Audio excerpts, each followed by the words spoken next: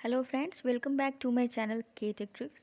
दोस्तों, इसके पहले मैंने दीक्षा एप्लीकेशन पर आपको कैसे डाउनलोड करके रजिस्ट्रेशन करना है, अपनी आईडी कैसे बनाना है, इसके ऊपर एक वीडियो बनाया था। तो उस पर बहुत सारे बच्चों के कमेंट्स आ रहे थे कि मैम ये बता दीजिए कि दीक्षा ऐप पे अपना असाइनमेंट कैसे अपलोड करना है, या फिर असाइनमेंट बना के हमें कैसे और कहाँ अपलोड करना है।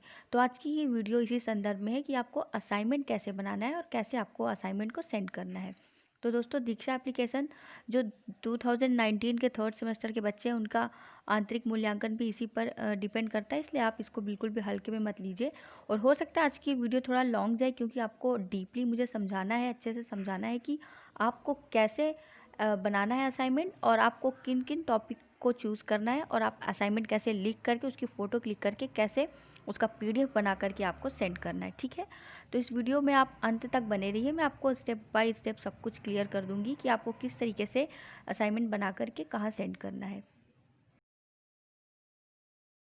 एंड दोस्तों, जो आपका इस टाइम ऑनलाइन टीचिंग चल रही है, उसमें फर्स्ट से लेकर के फिफ्थ वीक तक के सभी असाइनमेंट को भी मैंने अपलोड कर दिया है। आप प्लेलिस्ट में जा कर के चेक कर सकते हैं। एंड जीपी ऐप से रिलेटेड आपकी जो भी प्रॉब्लम है, उससे भी रिलेटेड मैंने सारे वीडियोस बनाए हैं, आप प्लेलिस्ट में जा कर के देख सकते हैं।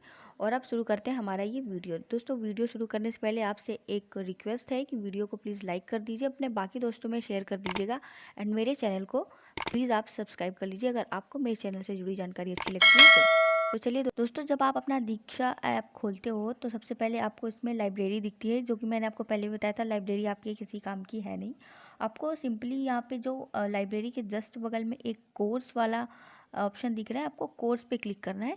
तो यहाँ पे आपके सारे अभी तो 3 ही कोर्स अपलोड हुए हैं।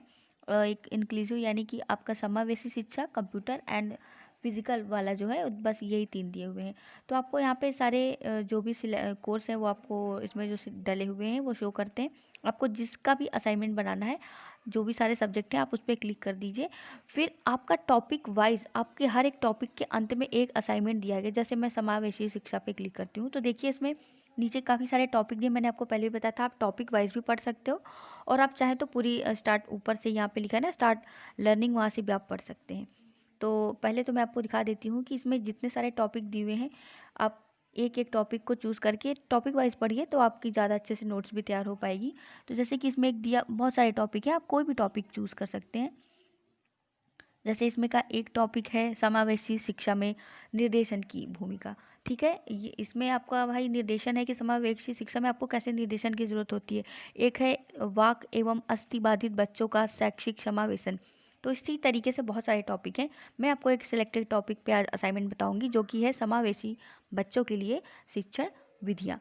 तो इसमें ये बताया जाता है कि आप जो समावेशी बच्चे हैं उनको किन किन विधियों द्वारा शिक्षण दे सकते हैं। तो देखिए, अगर आप इसका पहला पेज ओपन करते हैं तो ये इस तरीके से दिखता है। इसमें 7 पेज हैं। जब आप देखिए 7 लास्ट वाले पेज पे आ जाते हैं तो इसमें लिखा हुआ है असाइनमेंट, और इसमें असाइनमेंट में आपको 2 टॉपिक दिए हुए हैं कि अपनी कक्षा में समावेशी बच्चों के अधिगम को बेहतर बनाने के लिए किन शिक्षण विधियों का आप प्रयोग करेंगे। और दूसरा दिया हुआ है कि सहकारी अधिगम क्या है, सहकारी अधिगम के कौन से विभिन्न अंग हैं जिससे अधिगम को रुचिकर बनाया जा सकता है। तो ये तो आपका 2 टॉपिक हो गया। आपको इन दोनों टॉपिक के ऊपर अब एक असाइनमेंट लिखना है, और वो अब आप देखिए कि आपको असाइनमेंट लिखना किस तरीके से है। तो दोस्तों, इस तरीके से आपको सबसे पहले आप अच्छे से अपनी कॉपी ले लीजिए, रजिस्टर ले लीजिए, और मैंने आपको पहले भी बताया कि आप स्केच पेन का इस्तेमाल कीजिए, अच्छी पेन का इस्तेमाल करिए। मैं बस आपको एग्जांपल देने के लिए इस तरीके से एक रफ कॉपी में लिख के बताती हूँ। तो आपको ऊपर डाल देना है हेडिंग असाइनमेंट 1, और उसके बाद नीचे आपको आपका टाइटल डाल देना है, जो आपका टाइटल है समावेशित बच्चों के लिए शिक्षण विधियाँ। देन आपको यहाँ पे लिख देना है, क्योंकि आपका ये पहला टॉपिक है कि अपनी कक्षा में समावेशी बच्चों के अधिगम को बेहतर बनाने के लिए आप किन शिक्षण विधियों का प्रयोग करेंगे। तो फिर आपको ये हेडिंग डालने के बाद नीचे से लिखना स्टार्ट करना है कि समावेशी बच्चों को अधिगम कराने के लिए निम्न शिक्षण विधियाँ प्रयोग में लाई जा रही हैं। क्योंकि यही सारी शिक्षण विधियाँ हैं, आपको पता होगा, अगर आपने पढ़ा होगा तो आपको ये पता होगा कि शिक्षण विधियाँ यही हैं समावेशित बच्चों को पढ़ाने के लिए। तो इसमें देखिए 7 शिक्षण विधियाँ आती हैं। पहली है सहकर्मी शिक्षण, सहकारी अधिगम, सामाजिक अधिगम, बडी सिस्टम, चिंतनशील शिक्षण, बहुसंवेदी शिक्षण, और आपका ये है ब्रेल लिपि, सबसे लास्ट वाला। ठीक है, इस तरीके से आपको पहले ये सातों शिक्षण विधियाँ लिख देनी है। उसके बाद आपको नीचे लिखना है कि उपर्युक्त शिक्षण विधियाँ समावेशी बच्चों के लिए अत्यंत महत्वपूर्ण एवं उपयोगी हैं। अतः मैं समावेशित बच्चों को अधिगम कराने के लिए निम्न विधियों का प्रयोग करूँगा या करूँगी।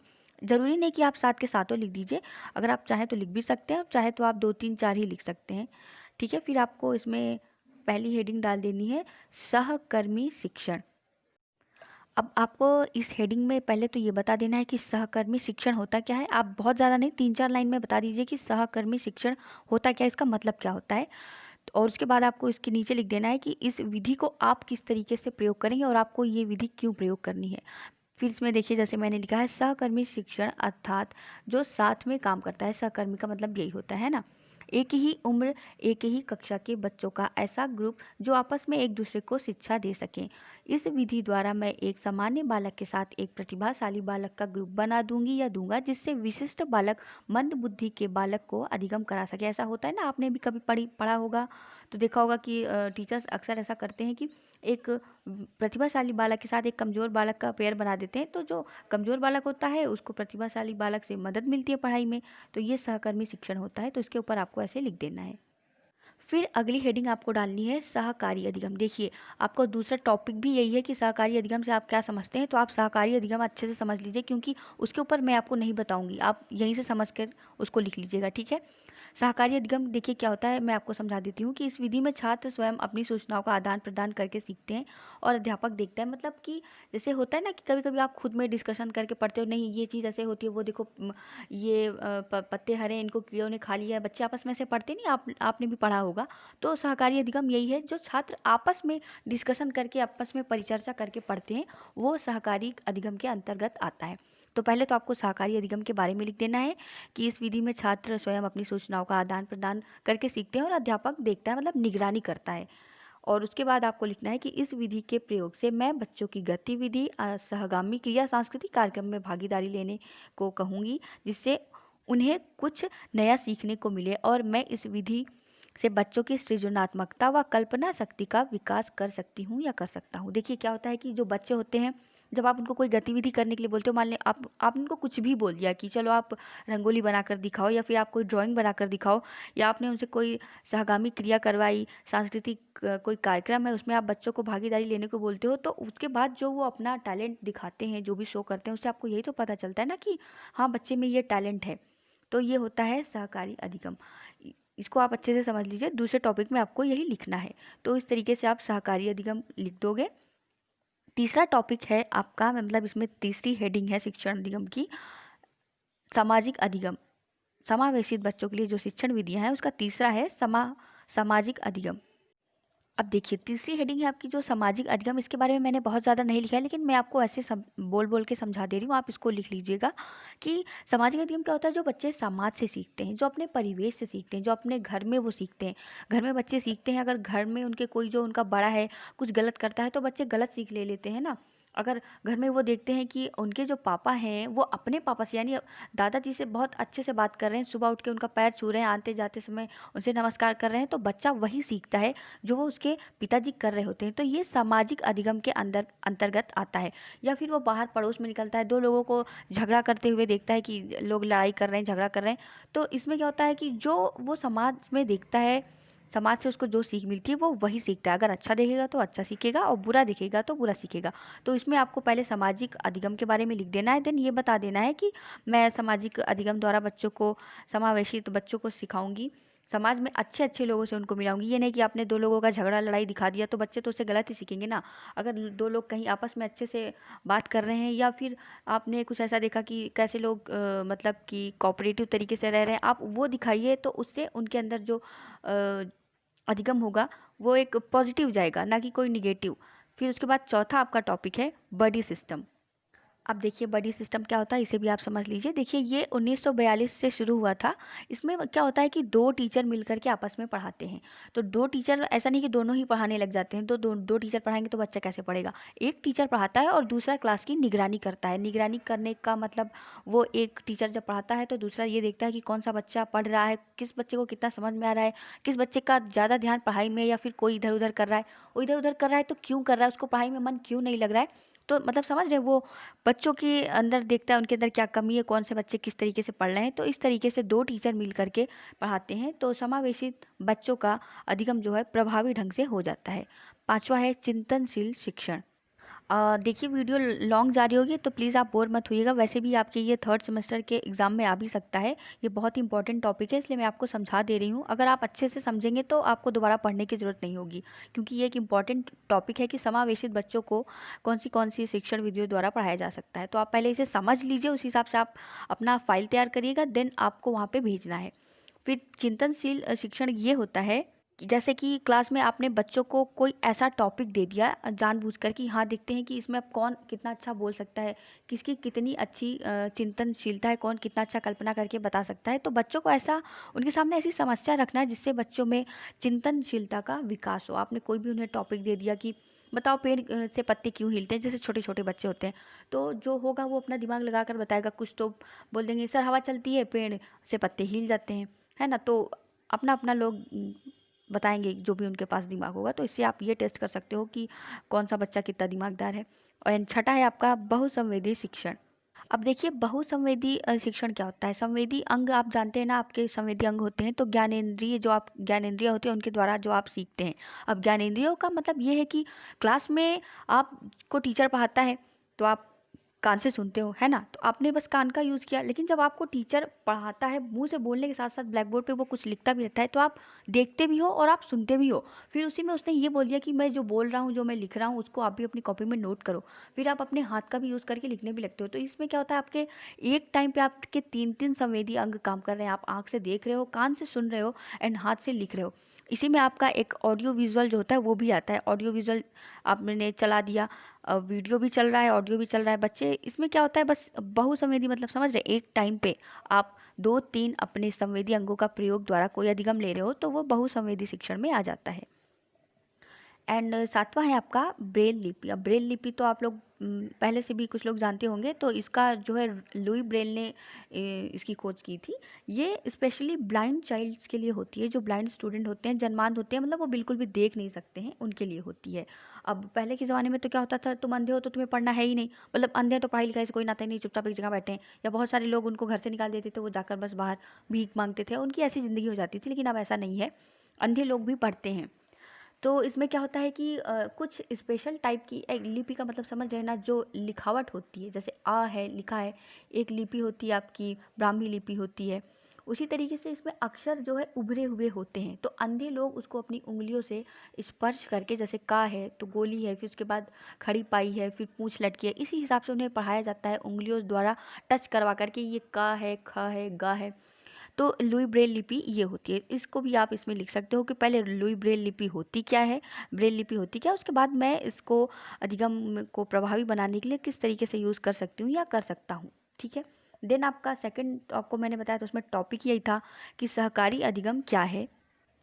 सहकारी अधिगम के कौन से विभिन्न अंग हैं जिससे अधिगम को रुचिकर बनाया जा सकता है। तो मैंने आपको पहले ही बताया सहकारी अधिगम क्या है। इसके बहुत से अंग होते हैं, समझ रहे हैं। अंग में जैसे कि शैक्षिक भ्रमण वगैरह आ जाता है, सांस्कृतिक कार्यक्रम करवा दो, वाद विवाद करवा दो, इससे सहकारी अधिगम जो है थोड़ा सा प्रभावी बनता है। तो आप ये सारी चीज़ें इसमें इंक्लूड करके लिख सकते हैं। तो होप सो इतनी बातों में आपको समझ में आ गया होगा कि आपको अपना जो असाइनमेंट है वो लिखना कैसे है। तो ठीक है, आपने अपना असाइनमेंट इस तरीके से लिख लिया, मैंने आपको बता दिया। असाइनमेंट लिखने के बाद अब आपको क्या करना है। अब इतना सारा लिख के ऐसा नहीं कि आपको सेंड कर देना। आपको पता है कि हर एक चीज़ का आपको फ्रंट पेज थोड़ा सा अट्रैक्टिव बनाना होता है, क्योंकि 3rd सेमेस्टर के बच्चों का आंतरिक मूल्यांकन भी इसी पर डिपेंड है। तो आप इसका फर्स्ट पेज थोड़ा सा क्रिएटिव तरीके से बनाइएगा, कि जैसे मैं आपको फ़ोटो में दिखा रही हूँ, ऐसा नहीं है कि आप इसी तरीके से बना दो। मैं बस आपको ये एक एग्जाम्पल देके दिखा रही हूँ। पहले आपको इस तरीके से लिख देना है, राज्य शैक्षिक अनुसंधान एवं प्रशिक्षण परिषद उत्तर प्रदेश। देन नीचे आपको जिला शिक्षा एवं प्रशिक्षण संस्थान, आपके जिले का जो भी नाम है, प्रतापगढ़, इलाहाबाद, जौनपुर, जो भी आपका डिस्ट्रिक्ट है वो आपको नेम मेंशन कर देना है। नीचे लिख देना है DLED 2019 बैच 3rd सेमेस्टर, तृतीय सेमेस्टर आपको लिख देना है। आपके असाइनमेंट का जो भी टॉपिक है, जैसे इसका टॉपिक क्या था, इसका टॉपिक ये था समावेशित बच्चों के लिए शिक्षण विधियाँ। तो आपको अपना टॉपिक मेंशन कर देना है। फिर उसके बाद नीचे आपका जो नाम है और रजिस्ट्रेशन नंबर है। बाकी सारी चीज़ों को लिखने की बहुत ज़रूरत नहीं है, क्योंकि ये आपका SCERT मतलब कि उनके द्वारा कराया जा रहा है। तो उसमें बहुत आपको रोल नंबर, पिता का नाम चाहे तो आप लिख सकते हैं। लेकिन ये दोनों चीज़ें ज़्यादा ज़रूरी है। आपका नाम और आपका रजिस्ट्रेशन नंबर आपका यहाँ पे ज़रूर होना चाहिए। इस तरीके से आप अपना फ्रंट पेज क्रिएट कीजिए। उसके बाद जो मैंने आपको बताया उस हिसाब से आप अपना असाइनमेंट लिखिए। चलिए, अब तो ये आपका असाइनमेंट रेडी हो गया। अब आपको इसे भेजना कैसे है? असाइनमेंट भेजने के लिए आपको अपने मोबाइल के जीमेल पे जाना है। सबके मोबाइल में जीमेल होता है, तो आप अपना जीमेल ओपन कर लीजिए। ये देखिए यहाँ पे जो पेंसिल जैसा बना हुआ है, किसी किसी में ऐसा पेंसिल जैसा मार्क बना हुआ होता है और किसी किसी में लिखा होता है कंपोज ईमेल। तो बस वहीं पे आपको क्लिक करके न्यू ईमेल कंपोज करना होता है। देखिए ऊपर ऑप्शन आ गया ना कंपोज। तो फ्रॉम यानी कि जिसके द्वारा भेजा जा रहा है, तो आपकी ईमेल आईडी जो भी होगी वो पहले यहाँ पे इस तरह लिखा जाएगी जिस तरीके से मेरी ईमेल आईडी लिखा गई है, और उसके बाद नीचे लिखा हुआ है टू, यानी आपको भेजना किसको है। तो आपको जो दीक्षा ऐप है उसमें साफ साफ लिखा हुआ है कि आपको अपना असाइनमेंट कहाँ भेजना है। तो वहीं से आपको वो चीज़ ईमेल एड्रेस मिल जाएगा। बाकी यहाँ पे मैं लिख रही हूँ, आप देख लीजिए, इन सर्विस ट्रेनिंग असाइनमेंट। ठीक है, ये @gmail.com ये उसका वो है, जीमेल आईडी है जहाँ पे आपको अपना असाइनमेंट सेंड करना है। तो यहाँ से आप उनका जो भी है ईमेल एड्रेस वो लिख लीजिए। एकदम सही सही आपको लिखना है। आपने एक भी स्पेलिंग अगर मिस्टेक करी तो समझ सकते हैं आप, कहीं का कहीं और पहुँच जाएगा, या फिर जीमेल नॉट सेंड ऐसा लिखा देता है अगर आपने इनवैलिड ईमेल आईडी लिखी है। तो अब सब्जेक्ट आपका क्या है? सब्जेक्ट मतलब जान रहे, जिस तरीके से आप एप्लीकेशन लिखते हो तो उस चीज़ का जो टाइटल होता है उसको आप सब्जेक्ट में लिखते हो कि उसी चीज़ के ऊपर है ये। उसी तरीके से आपको ईमेल में भी सब्जेक्ट आपको मेंशन कर देना है कि ये इंग्लिश आपका जो समावेशित शिक्षा है, इंक्लूसिव एजुकेशन का असाइनमेंट है। तो आपको चाहे आप हिंदी में लिख दीजिए चाहे इंग्लिश में, मैं यहाँ पे लिख दे रही हूँ समावेशी शिक्षा का असाइनमेंट। ठीक है, ये आपको लिख देना है यहाँ पे। अब असाइनमेंट लिखने के बाद आपको अपना ईमेल कंपोज करना है। अब कंपोज क्या, आपको कुछ यहाँ पे लिखना तो है नहीं, आपने जो बनाया है उसी को आपको सिंपली इसमें फाइल अटैच करके उसे सेंड कर देना है। ऊपर आपको देखिए एक तो 3 डॉट्स दिख रहा है, दूसरा ये आपको ट्रायंगल जैसा शेप दिख रहा होगा, एंड उसके पहले आपको ये जो दिख रहा होगा, ये देखिए यहाँ पे अटैच फाइल का ऑप्शन देता है। आप यहाँ पे जब भी ऐसे क्लिक करिए, अटैच फाइल दिया है, इंसर्ट फ्रॉम ड्राइव दिखा है, तो आप अटैच फाइल पे जाइए। रिसेंट में आपने जो कुछ भी बनाया वो आपका अटैच फाइल में शो करता है। ठीक है, जिस तरह से मैंने इसको खोला, थोड़ा नेट स्लो है। तो जो भी सारी आपकी पिक्चर्स होगी, आपने फ़ोटो लिया होगा, देखिए फ़ोटो एक टू एक के बाद एक देखिए ये सारा शो हो रहा है। आप यहाँ से अपना सेलेक्ट कर लीजिए और उसके बाद ये यहाँ पे आ गया। बस आपको वो जो ऊपर ट्रायंगल जैसा शो हो रहा है उस पर आपको क्लिक कर देना है, तो आपका ईमेल पहुँच जाएगा। तो मैं तो आपको बस यही सजेशन दूंगी कि आप पहले अपना फर्स्ट पेज से लेकर के लास्ट पेज तक का फ़ोटो खींचिए, उसको एक पीडीएफ में कन्वर्ट कर लीजिए, देन पीडीएफ फाइल यहाँ पे अटैच करके सेंड करिए। ऐसे एक के बाद एक के बाद एक फ़ोटो भेजने से ठीक नहीं होगा, क्रम इधर के उधर हो जाएंगे। उसमें आपका क्या होगा कि जैसा जैसा आपने लिखा है बैक टू बैक शो होगा और वो ज़्यादा अट्रैक्टिव दिखता है। तो बस मैं ये आपको यही बोलूँगी कि आप पहले पीडीएफ में कन्वर्ट कर लीजिए तब भेजिए। आप देखिए मैं आपको यहाँ पे, आप चाहें तो इस तरह से ब्रैकेट में इंक्लूसिव एजुकेशन लिख सकते हैं। समावेशी शिक्षा है, इंक्लूसिव एजुकेशन, दोनों चीज़ें ही। आप तो चाहे एक लिख दीजिए चाहे दोनों लिख दीजिए, चाहे इस तरह से लिख दीजिए आप। उसके बाद आपको ऊपर यहाँ पे सेंड करना है, मुझे तो सेंड करना नहीं है तो मैंने सेंड नहीं किया है, आपको बस वहाँ पे सेंड कर देना। आपका ये जो भी असाइनमेंट है वो पहुँच जाएगा उसे जहाँ पहुँचना है। और दोस्तों बाकी सारी आप जो मेरे को कमेंट्स करते हो कि मैम ये वो, मैंने देखिए प्लेलिस्ट आप जाके प्लीज़ एक बार चेक करिए, प्लेलिस्ट में आपको सारी वीडियोस मिल जाएंगे।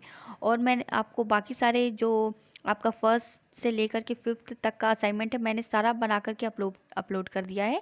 आपको आई बटन में भी मिल जाएगा, आपको प्लेलिस्ट में भी मिल जाएगा।